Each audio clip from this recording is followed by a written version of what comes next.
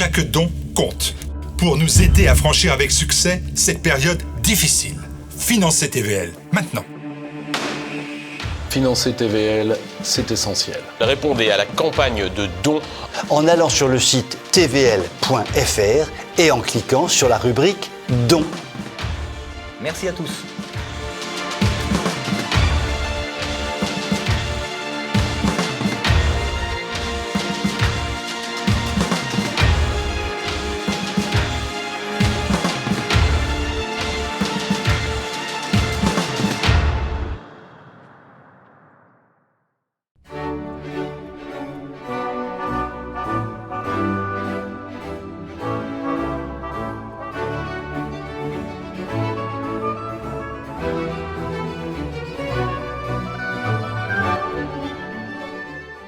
Voici venu le temps des casseroles. Voici donc venu l'ère de la casserolitude, comme dirait Ségolène Royal. Jusqu'il y a peu, dès que Macronor, Casserolor ou qu'un membre de notre pseudo-gouvernement se déplaçait, un concert de casseroles les accueillait. Ce qui est tout à fait réjouissant pour nos petites oreilles qui ont la chance de bénéficier d'une belle musique gratuite, mais aussi pour nos petits yeux qui ont la chance de bénéficier d'un beau spectacle d'accueil. Finalement, que signifie la casserolisation de notre vie politique et sa répression systématique par les forces de l'ordre ? Cela signifie que nos pseudo-dirigeants sont d'une telle nullité qu'il faut absolument les anéantir par la grâce d'un bruit aussi tonitruant qu'insupportable. Que l'on aime ou que l'on n'aime pas les Pompidou, Giscard ou Mitterrand, qui aurait eu simplement l'idée de les accueillir par un concert de casseroles ? Ne serait-ce que l'imaginer était absolument impossible. Ces présidents, aimés ou non, étaient à minima respectés tout simplement. Aujourd'hui, nos pseudo-dirigeants, objectivement nullissimes, sont méprisés par un grand nombre de Français qui manifestent leur mépris par ces superbes concertos pour casseroles en boom majeur. Et c'est là qu'est le problème. Un grand pays comme la France peut-il être durablement dirigé par des pseudo-gouvernants méprisés à ce point ? Un grand pays comme la France peut-il être durablement dirigé par des pseudo-dirigeants qui se méprisent cordialement entre eux ? Je ne sais si l'anecdote est vraie, mais il semblerait que lorsque Madame Borne a été nommée chef de gouvernement par l'adolescent attardé, elle aurait dit que le gouvernement qu'on lui imposait était d'une rare nullité. Si le Premier ministre considère ses propres troupes comme des gens lamentables, comment nous autres, petits Français de base, pourrions-nous penser autrement ? Mais en fait, nous revenons toujours à Macronor dictateur, qui impose que son entourage soit composé de personnes objectivement incapables, afin qu'elles ne lui fassent jamais de l'ombre, ce qui est dramatique pour notre pays, dirigé depuis déjà 6 ans par celui que de nombreux psychologues ou autres psychiatres considèrent comme le parfait exemple du manipulateur pervers, dont le seul objectif est de terminer le travail de destruction de notre chère France. D'où l'importance des concerts de casseroles qui révèlent que les Français ne sont pas dupes de la vacuité de nos pseudo-gouvernants et qui montrent au monde entier que la tentative de détruire la France se heurte à une opposition croissante de la population. Casseroles de toutes les régions, unissez-vous. Je vous souhaite une très bonne soirée.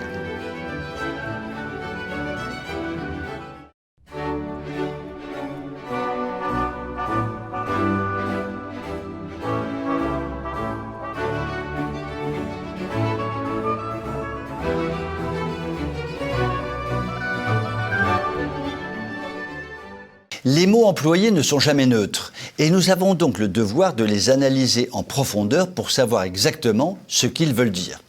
Prenons l'exemple de l'immigration. Concernant ce sujet, il existe un mot interdit, ou plutôt, il a existé pendant longtemps un mot interdit par le système politico-médiatique. Il s'agit en fait et bien sûr de 2 mots, grand remplacement. Cela est finalement assez logique, puisque le régime de dictateur douce dans lequel nous vivons actuellement entend traquer sauvagement tout ce qui ne correspond pas à la doxa ambiante. Puisque l'immigration est définitivement une chance pour la France, il a donc été longtemps interdit de parler de grand remplacement. Jusqu'à ce que des personnalités publiques à gauche de l'échiquier politique n'hésitent plus à employer ce terme. Tout récemment, par exemple, l'ancien maire socialiste de Sarcelles, M. Pouponi, invité par une chaîne de télévision, n'hésitait pas à utiliser cette expression, ayant constaté qu'à Sarcelles, le grand remplacement de la population avait été mené à bien.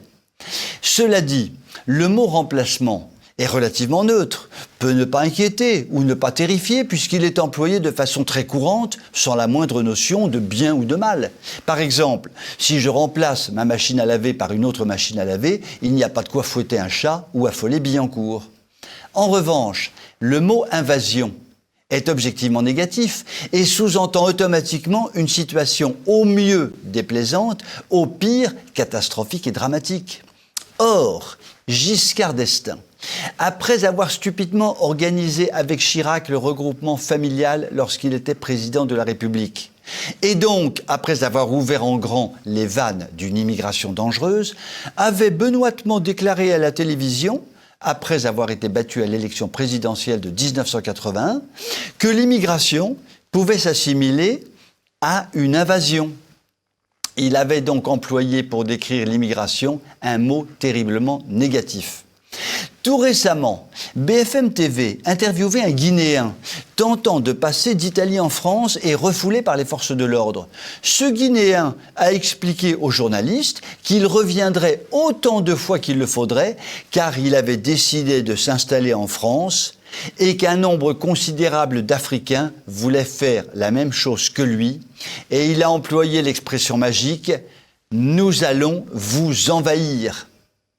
Lorsqu'un ancien président de la République, il y a plusieurs dizaines d'années, considère déjà que la vague migratoire qui submerge la France s'assimile à une invasion, et lorsque cela est confirmé par des Africains qui déclarent tout de go vouloir nous envahir, il n'y a plus de doute possible pour toute personne qui réfléchit simplement et en vérité. Notre cher vieux pays est soumis à une invasion contre laquelle, dans les circonstances actuelles, nous ne pouvons en aucun cas lutter.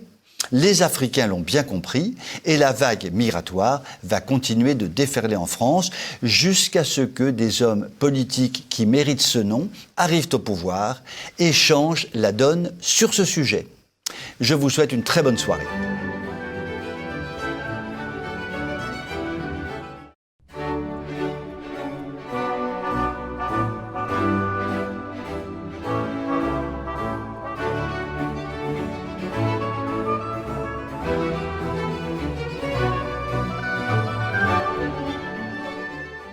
Par la grâce de Jack, non, pas Jack l'Éventreur, mais Jack Lang, ce qui est à peu près la même chose.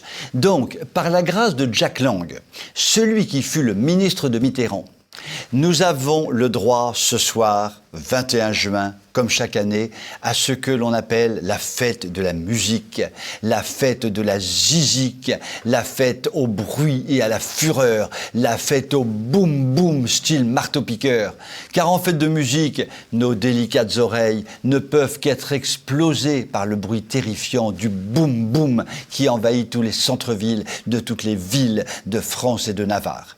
Vous passez dans une rue, là, la musique est simple, je vous la joue en direct, boum, boum, boum, boum, boum, boum, boum, etc. Vous changez de rue, et là, la musique est plus variée. Boum, boum, bam, bam, boum, boum, bam, bam, boum, boum, bam, bam, etc. Vous arrivez sur une place, et là, la musique est extrêmement variée. Boum, boum, bam, bam, bim, bim, boum, boum, bam, bam, bim, bim, etc. Vos oreilles fracassées une bonne fois pour toutes, vous décidez d'aller vous coucher après avoir absorbé une boîte entière de Doliprane pour essayer de réduire votre mal de tête. La musique façon Jack Lang est en fait une vaste escroquerie, car la musique est tout de même autre chose que la zizik façon boum boum. Pour comprendre le bruitage musical actuel, il n'est pas inintéressant d'analyser la musique des derniers siècles. Très schématiquement, jusqu'au XVIIIe siècle, la musique avait une vocation religieuse, car elle entendait élever les âmes vers le ciel, ce qu'elle faisait admirablement. Les Vivaldi, Bach, Pergolèse et autres Handel ont composé une musique véritablement céleste. À partir de la fin du XVIIIe siècle et jusqu'au début du XXe siècle, la musique s'est adaptée à l'art romantique de cette période. Ce fut le triomphe des opéras de Mozart, des symphonies de Beethoven, des compositions de Chopin, des opéras de Verdi et j'en passe. Cette musique de grande qualité, désormais davantage profane, restait parfaitement mélodieuse et agréable à l'oreille. Dès le début du XXe siècle a émergé la musique moderne, aboutissant malheureusement à la musique contemporaine actuelle. Sorte de musique technique, sans queue ni tête, sorte de bruitage incompréhensible. Il fallait s'adapter au temps moderne, car il suffit d'écouter France Musique qui diffuse à jet continu de la musique dite contemporaine pour comprendre que la grande musique a du plomb dans l'aile. La règle de cette musique est simple, aucune mélodie, dissonance absolue, liberté de composition complète, en clair du grand n'importe quoi musical. Dans de telles conditions, comment ne pas comprendre que le boum boum boum musical du 21 juin soit devenu l'alpha et l'oméga de toute musique en France notamment, et particulièrement à l'Élysée chez Macronor Diablocor qui se vautre ces soirs-là dans tout ce qu'il y a de pire.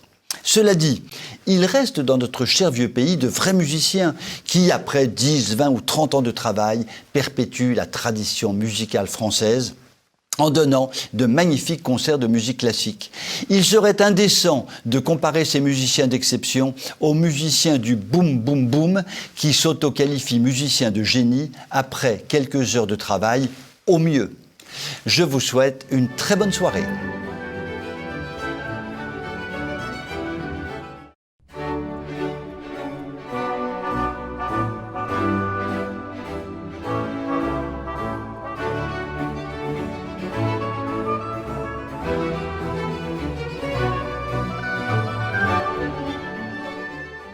Un tout récent sondage m'a fait dresser ma belle chevelure sur ma tête.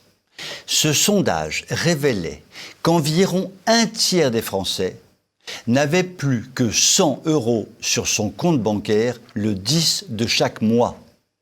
Ce qui signifie qu'environ un tiers des Français, à partir du 10 du mois, ne pourraient plus dépenser que 5 € par jour jusqu'à la fin du mois. Cela pour couvrir la totalité de ses besoins quotidiens. Bigre de bougre, 5 € par jour pendant 20 jours pour assurer la totalité de ses besoins quotidiens, et cela pour un tiers des Français environ.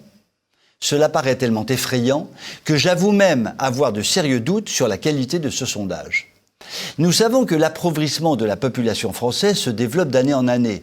Cet appauvrissement se traduisant par une réduction des dépenses de nourriture, accompagnée du choix de nourriture bon marché et de qualité contestable, se traduisant par une réduction des dépenses liées au déplacement, se traduisant par une réduction des dépenses de chauffage, se traduisant par une réduction des dépenses de vacances, se traduisant donc par une réduction générale de toutes les dépenses pour une majorité de Français. Cet appauvrissement est évidemment accentué par l'extraordinaire poussée inflationniste actuellement constatée qui rend beaucoup plus coûteuse la quasi-totalité des produits de consommation obligatoires. Cela peut-il se traduire par des comptes bancaires quasiment à zéro pour un tiers des Français à la moitié de chaque mois? Si cela est le cas, nous sommes véritablement dans une situation insupportable, inacceptable, honteuse. Comment un pays comme la France pourrait-il afficher aux yeux du monde une telle paupérisation pour un tiers de sa population ? Alors que notre pays s'enorgueillit d'être à la pointe du social et se veut être le phare de l'humanité en termes de redistribution. À l'évidence, notre pays est le phare de l'humanité en termes de prélèvements sociaux et de fiscalité, mais plonge en même temps sa population dans une paupérisation tout à fait inimaginable. On le voit clairement, le modèle social français s'est transformé en peu d'années en un modèle antisocial qui fragilise à vive allure une population de plus en plus nombreuse. Plus que jamais, une très petite partie de la population bénéficie d'une richesse importante et croissante quand l'immense majorité des Français bascule peu à peu dans des difficultés financières ou carrément dans la pauvreté. Sur ce sujet, comme sur tant d'autres, notre cher vieux pays s'écroule lentement mais sûrement. La Macronie en marche s'acharne à accélérer cet écroulement, mais les Français n'ont pas dit leur dernier mot. Je vous souhaite une très bonne soirée.